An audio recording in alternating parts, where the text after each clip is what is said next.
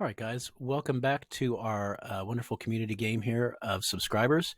Um, in the last couple of videos, we were struggling with kind of some moral and slash, you know, it is moral based, but it's also really just more like how we're going to run things around here. So I got a lot of great input from a lot of the really valued people here. There's clearly some very, very intelligent people in this group here. Um, I mean, obviously, doofuses don't play this game. They get bored really quick and they go, uh, you know, play checkers or whatever. Now, checkers is actually pretty cool, so don't take that at face value. But anyway, thanks to Mighty Benaya again, Benia. Hope I'm pronouncing it right. Maybe you can correct me in the comments. But in particular, but then a lot of other people really weighed in with some great stuff. My alliance mates here were really cool about it. They were like, hey, we'll take the least of our brothers, or we'll take the strongest of our nearby, threatening enemies, depending on what kind of game we want to play here. So I feel like as a group, we sort of defined what the dilemma is. So a lot of times it's hard to even, you have this impulse. It's like, oh man, if we could let General Smokey in, that'd be great. And then you just do it, right? But what we did rather, we sort of defined like what are we talking about here? And ultimately, it was one of these guys in here that said, "Hey, it's either about are we here to win, or are we here to have a community game?" And so that clarified things a lot for me. And then, so anyway, I don't want to rehash this because the last two videos, if you want to go back and look at 6 and 7, that's where we talked about it. In this game, what we're doing is we're going to go ahead and go back to what's what here. Esperanza and I are attacking our former teammate here, Albany, to take over that land so that the AI won't get it. It's particularly important that we do it before the IA takes over, because the IA will attack us back. But since he's just AFK right now, right? He's just not there. These stacks, which are scary stacks, I mean, at least early in the game, 10 infantry and then 1 each specialty unit, double attack, double defend, and then 4 over here. Those are just scary, and I don't have anything to stack there. I had to stack 7 on the 4 and 8 on the 5, and then down here I had to stack 14 on this 9, which is, I'm calling it a 9 because defensively cavalry defends the same as infantry, but I'm going to lose a lot of stuff. So if the AI was going to run this in and attack me right away, I'd be really scared. But we do have the advantage of having a little bit more time to scramble before the AI takes over. And again, Zayden, if you're watching, thank you for telling us right away that you'd been locked out of your account and that you couldn't continue the game. That really does give us flexibility. So we appreciate you, man.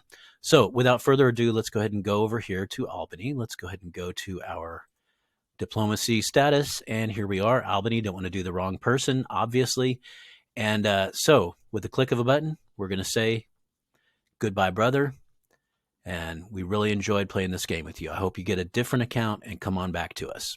Here we go. Bada bing, bada boom. All right, let's see what happens. There's always that lovely delay. There it is. Okay, so now I'm scared. Uh-oh. So, yeah, now we're only down to a 1 difference.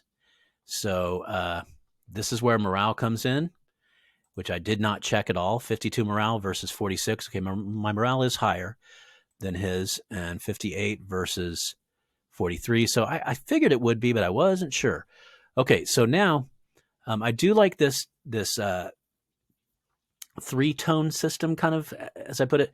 I mentioned earlier, I kind of ranted in this game, like I hate those patchwork quilt games where it's like pink, green, blue, yellow, orange, purple. It's like that drives me nuts. Like in this mode, the way I like it is I'm green, my allies are blue, and anybody I've got share map with or right of way is also blue. And then everybody else is sort of this beige background thing. So I love it. So that does allow us to see exactly what's going on here right away. Looks like things are going well down here. And there's really nothing more to be done. It is worth noting that Esperance is not at war currently with Albany. As soon as he gets online, he can flip that switch according to his will. None of us really has to worry about this guy running at us for the time being. We also, nobody knows when he's going to finally flip over to AI. So it's a bit of a ticking time bomb. But for whatever the point is, it's not happening now. So that's good. You can see I've got 4 guys here, another 2 guys here. I've got 6 guys that can show up. And at this stage of the game, 6 guys are important, all right, that's all there really is to say, ladies and gentlemen. Once these are conquered, I'm hoping you can see I'm running these 2 and these 4 down here as well. That same thing, 4 guys matter. I'm just really counting on this AI. There it is, little television screen is running things. I'm just counting on him not attacking me. And sometimes you have to take that risk.